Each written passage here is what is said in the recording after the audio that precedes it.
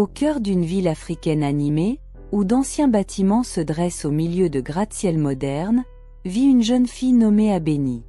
Elle est fascinée par la riche histoire de la ville, passant des heures à explorer d'anciens musées et à écouter des histoires du passé.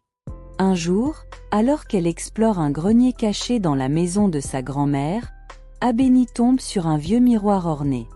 Alors qu'elle regarde dans ses profondeurs, une sensation étrange se lève sur elle, et elle se retrouve transportée dans le temps. Abeni se réveille au milieu d'un marché animé, entourée de gens vêtus de vêtements traditionnels.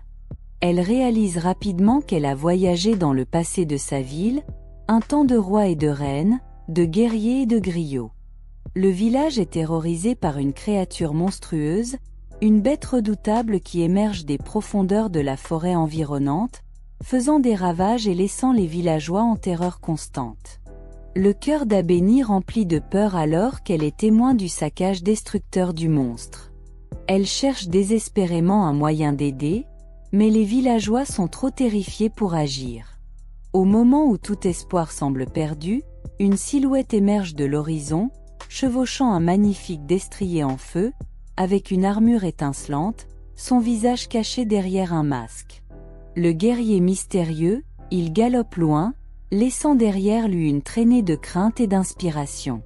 L'intrépide guerrier arriva au niveau de la tanière de la bête légendaire, un choc de force, d'habileté et de courage.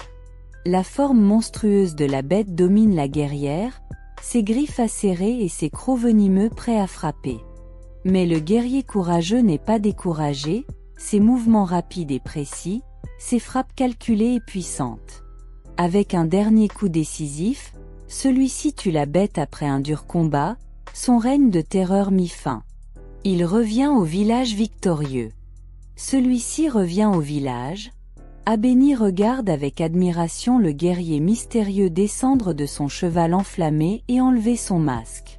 Sous le masque se trouve une femme aux yeux bienveillants et au sourire doux, au visage marqué par la lassitude du combat mais aussi par le sens du triomphe.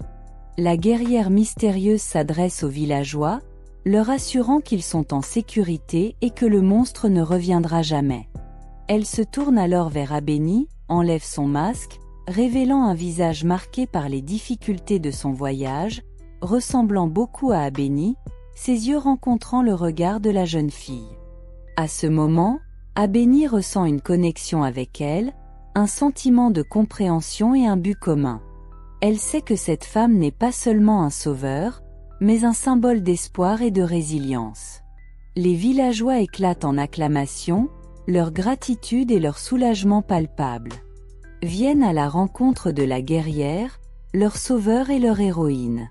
À partir de ce jour, elle devient une légende dans le village, sa bravoure et ses compétences immortalisées dans des histoires et des chansons. Les villageois ne craignent plus les ombres, car ils savent que la guerrière masquée les protégerait. Ainsi, sa légende continue de vivre, un témoignage du pouvoir du courage, de la force de l'esprit humain et du lien durable entre un guerrier et un village qui a besoin de salut. Abeni retourne à son époque, son cœur rempli des souvenirs de son voyage extraordinaire et du courage du guerrier mystérieux. Elle sait que l'héritage du passé perdure, non seulement dans les histoires qu'elle entend, mais aussi dans la force et la résilience de l'esprit humain.